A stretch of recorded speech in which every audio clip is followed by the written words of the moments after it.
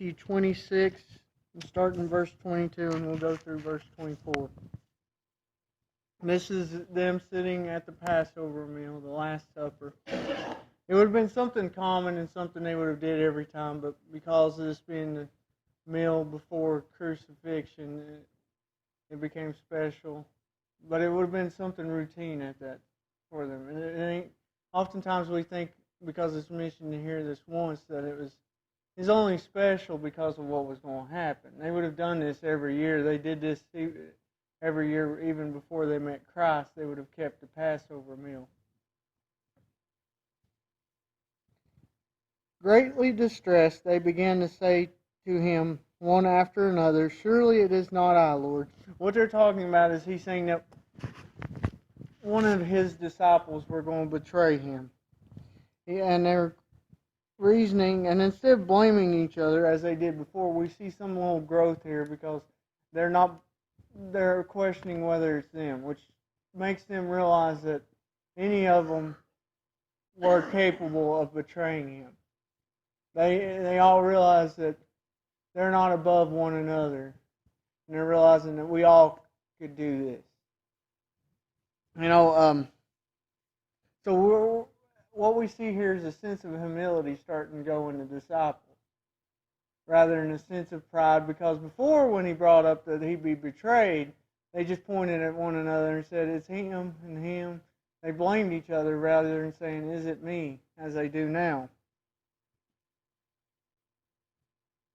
Oftentimes, we can't be humble because we're looking at two other people, what they're doing wrong, rather than fixing ourselves. We need to put focus on ourselves. And they realized that they were all capable. And when we reach a place where we realize, yes, this person may do this, but we're all capable of falling in that spot, the Lord can use us to minister to them, because we're on that same level. We ain't going to be able to be used to minister to each other if we think we're higher, as the Pharisees did. Pharisees lived a life that made themselves feel superior and come across as superior to everybody else. And those that were beneath them, first off, the Pharisees wouldn't have went to, but they wouldn't have been able to. Pharisees wouldn't have been able to minister to them because they were already belittled. So when we reach this sense of humility, a place to where we realize we all can fall to that place, then we're able to help others. But he replied, "He who has dipped his hand with me in the dish, he will betray me." Now this kind of seems like a coincidence. This just, Jesus knows all, and this ain't something coincidental. And they were sharing a meal, so it's kind of like as you have chips and dip, and you just dip it in kind of thing going on. And it would have been just at the time, would have been for them to know. So everybody would have been possibly dipping their bread in this dish. They had some like peanut little dip thing, part of the Passover meal. This could have been what he's referring to.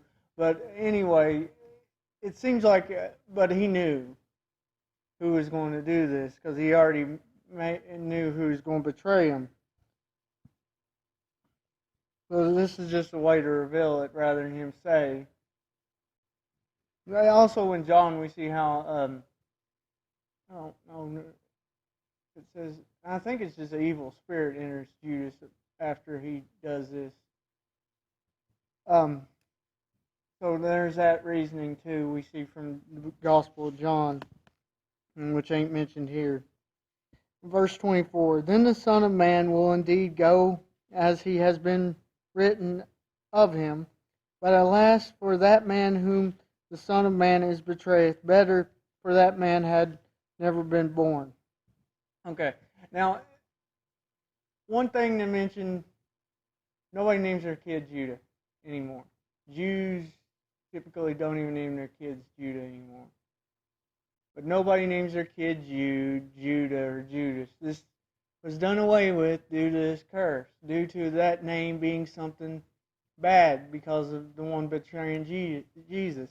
You look at the biblical names, you got many of them. There's a tribe of Dan, which was similar, about the same time frame as Judah. We got Dans out there. We got some of these names are very common, but that won't be.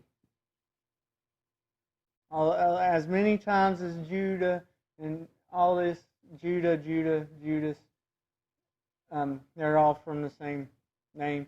As many times as they're mentioned in the Bible, that name Judah, because of being a tribe, and it end up being a whole nation, nobody's named after it nowadays because of this, because of what Judas did. So we see that curse in that part. We also see how people, the Catholic Church in particular, used this to support their persecution towards the Jewish people.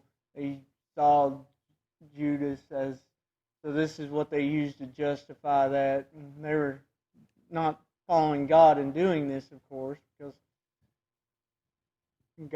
Christianity is a religion of love, and for them to do what they were doing, they were using similar tactics of what Islam does today.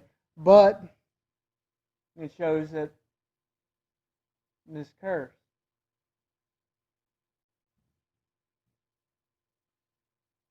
So we see how this actually revealed, and even in modern times, how it still holds true.